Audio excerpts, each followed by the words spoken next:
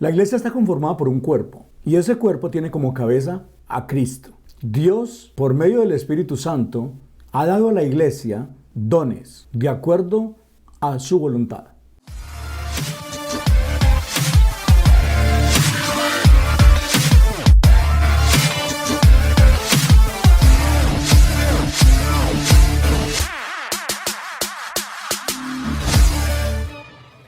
Hola, ¿qué tal? Bienvenido a mi canal. Es un gusto saludarte y bendecirte. Este es un espacio dedicado al empoderamiento ministerial a pastores, ministros y empresarios cristianos. Hoy voy a hablarles de un tema fascinante, los dones del Espíritu Santo y cómo ejercerlos. Diríamos que pueden haber dos tipos o dos categorías de dones. Uno son dones de ministración y el otro es dones de administración. No todos tenemos los mismos dones, ni tampoco es necesario que haya algún don específico para pastorear. En 1 Corintios capítulo 12 y versículos 29 al 31 dice: ¿acaso son todos apóstoles, todos profetas, todos maestros? ¿Acaso hacen todos milagros? ¿Acaso tienen todos dones de sanidades? ¿Acaso hablan todos en lenguas? ¿Acaso interpretan todos? Con todo, anhelen los mejores dones y ahora les mostraré un camino todavía más excelente. Dios nos reta para que nosotros ambicionemos los dones del Espíritu Santo. En 1 Corintios 14:12 dice: por eso ustedes, ya que tanto ambicionan dones espirituales, procuren que estos abunden para la edificación de la iglesia. Es importante eso. Los dones del Espíritu Santo son para la edificación de la iglesia. Los dones operan según la función y se manifiestan según la voluntad de Dios por el Espíritu. A continuación voy a hablarles sobre los 9 dones operativos en la Iglesia de Cristo para manifestación del Espíritu Santo en la parte de ministración. En 1 Corintios capítulo 12, versículos 1 al 11, nos habla de cómo los dones del Espíritu Santo han sido repartidos en la Iglesia. A cada uno se le da una manifestación especial del Espíritu para el bien de los demás. Escuche bien eso, para el bien de los demás. A unos Dios les da por el Espíritu palabra de sabiduría, a otros por el mismo Espíritu palabra de conocimiento, o le llaman también don de ciencia, a otros fe por medio del Espíritu Santo, a otros y por ese mismo Espíritu dones para sanar enfermos, a otros poderes milagrosos, a otros profecía, a otros el discernir espíritus, a otros el hablar en diversas lenguas y a otros el interpretar en lenguas.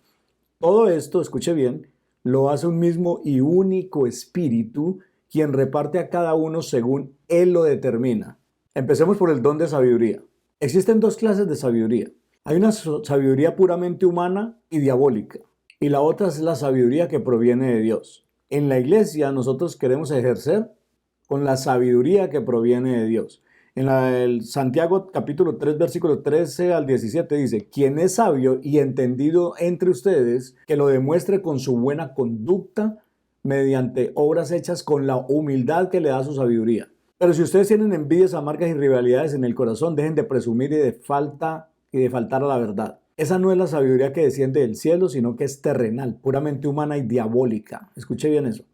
Porque donde hay envidias y rivalidades también hay confusión y toda clase de acciones malvadas. En cambio, la sabiduría que desciende del cielo es ante todo pura y además pacífica, bondadosa, dócil, llena de compasión y de buenos frutos, imparcial y sincera. Entonces, ahí nos comienza Dios a hablar qué significa la sabiduría que Dios da.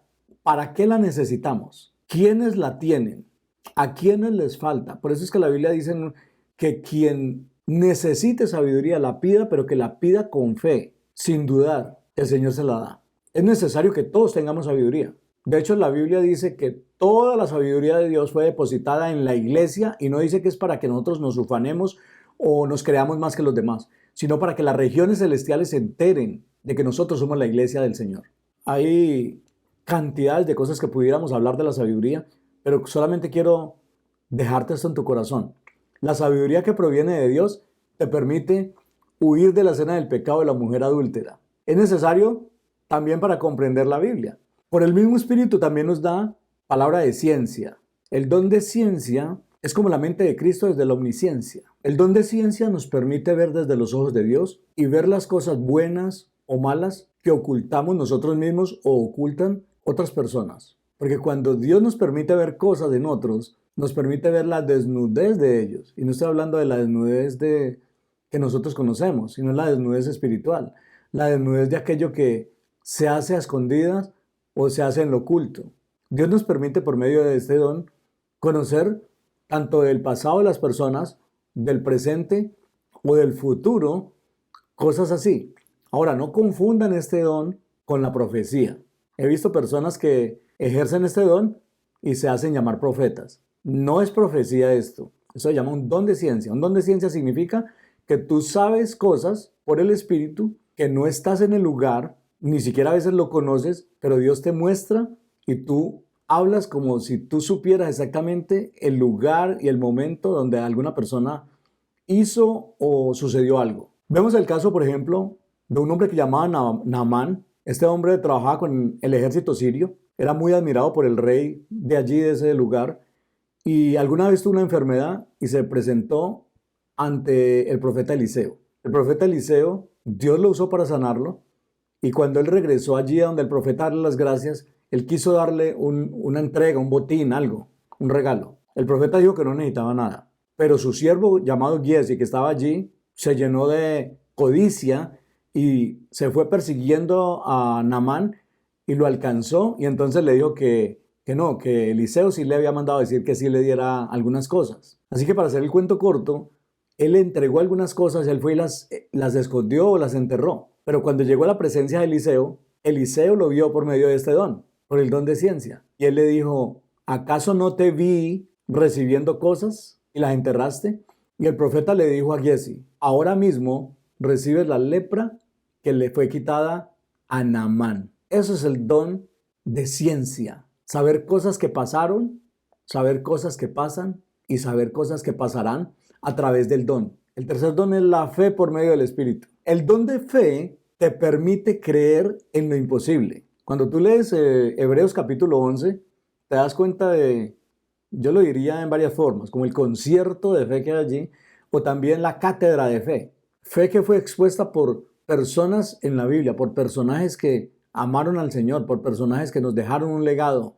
Cuando Dios te da una visión para realizarla, te deposita el don de fe. Es necesario, porque cuando Dios te da un llamamiento, no hay ningún llamamiento pequeño. Todo llamamiento de parte de Dios tiene una connotación grande, porque viene de parte de Dios. Es por eso que las personas requieren no solamente de la fe, sino del don de fe, para que a través de la fe, como don adicionado a la fe que ya tenías, puedas ver con tus propios ojos grandes proezas, grandes milagros y adquirir todos los recursos que requieres para realizar la obra que Dios te dijo. Y por ese mismo espíritu, el cuarto es dones para sanar enfermos. Estos dones para sanar enfermos es más de lo que hemos percibido, más de lo que hemos creído. No solamente el don de sanidad sirve para sanar cuerpos, sino que también sirve para actuar con firmeza en las áreas espirituales, matrimoniales, financieras, relacionales, ministeriales, profesionales y empresariales. Recuerde que nuestro Dios es un Dios integral, un Dios que trabaja en nuestro ser, en nuestro entorno. Así que, como hijos de Dios, entendamos que los dones del Espíritu Santo a veces son mal manejados por desconocimiento, porque no sabemos exactamente lo que quieren decir y muy poca gente nos explica. El otro don, el número 5, poder para hacer milagros. Ese don puede ser confundido con el don de sanidad, pero es mucho más generoso. Eso incluye estrategias diversas para alcanzar objetivos de acuerdo al designio de la voluntad de Dios en la vida de las personas y en la propia vida de uno. Ese don incluye resurrección de muertos. Wow, está poderoso, ¿no?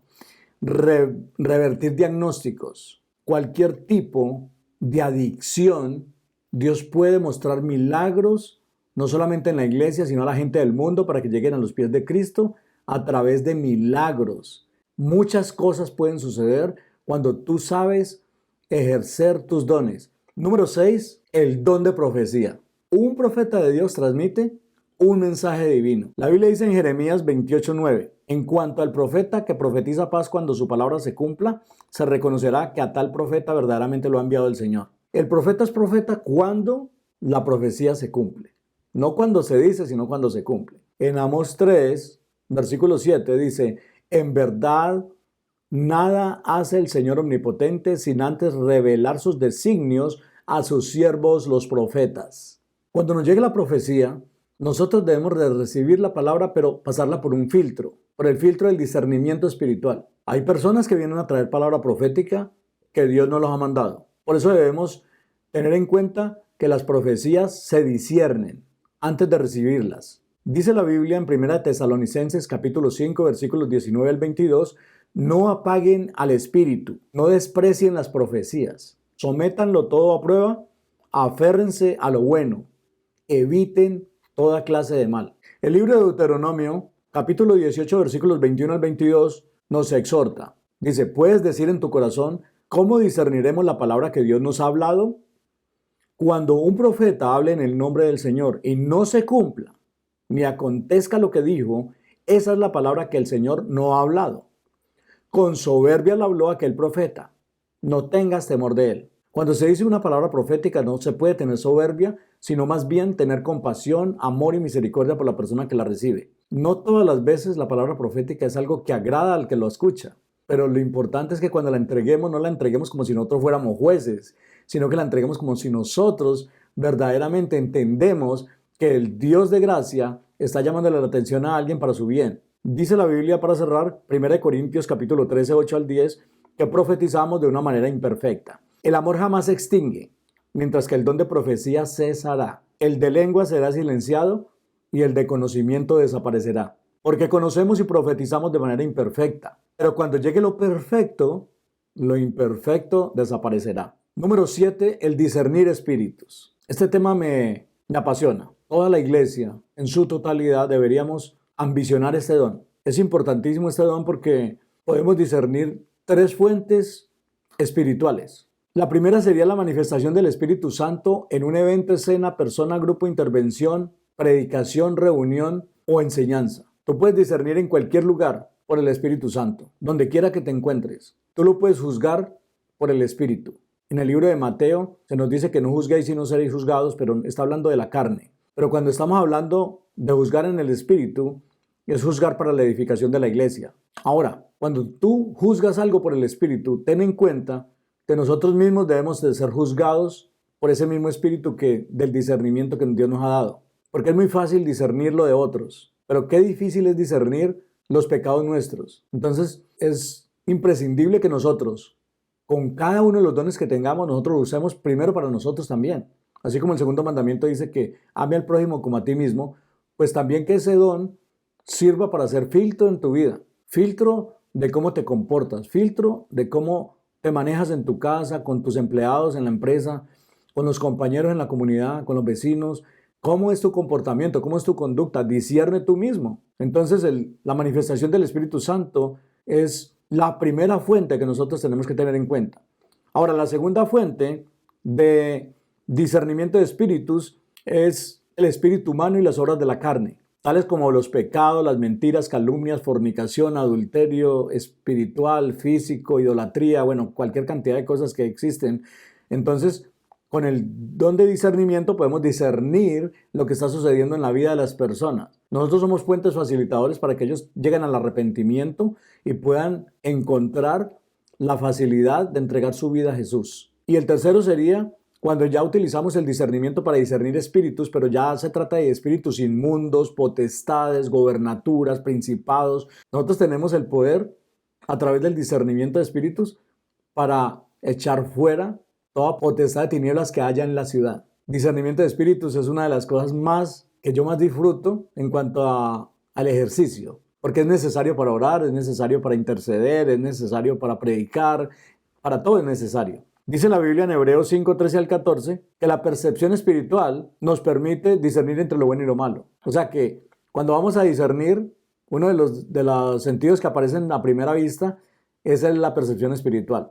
Dice, el que solo se alimenta de leche es inexperto en el mensaje de justicia. Es como un niño de pecho. En cambio, el alimento sólido es para los adultos, para los que tienen la capacidad de distinguir entre lo bueno y lo malo, pues han ejercitado su facultad de percepción espiritual. Por último, no menos importante, claro, En cuanto al discernimiento de espíritus, también nos facilita conocer los ambientes en los aires para limpiarlos. Entonces, el reto de nosotros es que cuando entremos a un lugar, cuando vamos a operar en un lugar, declaremos inoperante a las huestes de maldad. Voy a decir como nota reflexiva que ese don no se usa como telepatía ni para leer la mente de los demás.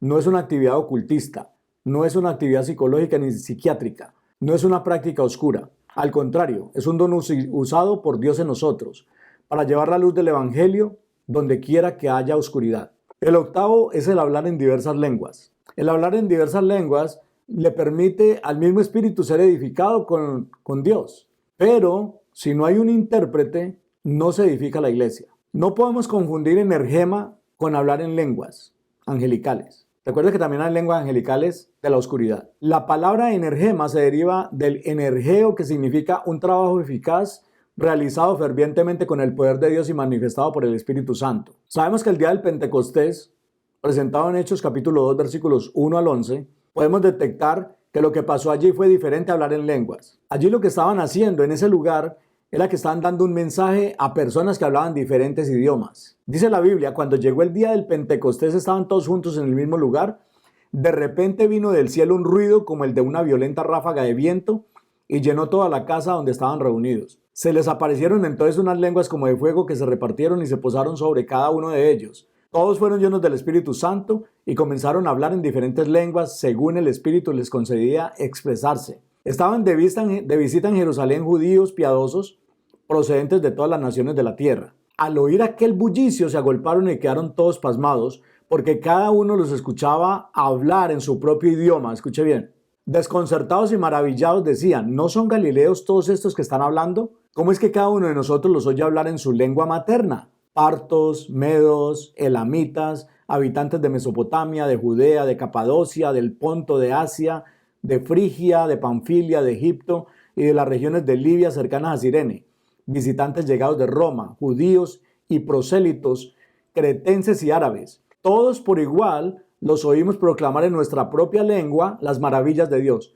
Eso es un energema de Dios manifestado para dar un mensaje a personas específicas. Ahí no necesita que haya un intérprete de lenguas. En las mismas personas que están allí, ellos interpretan su propia lengua.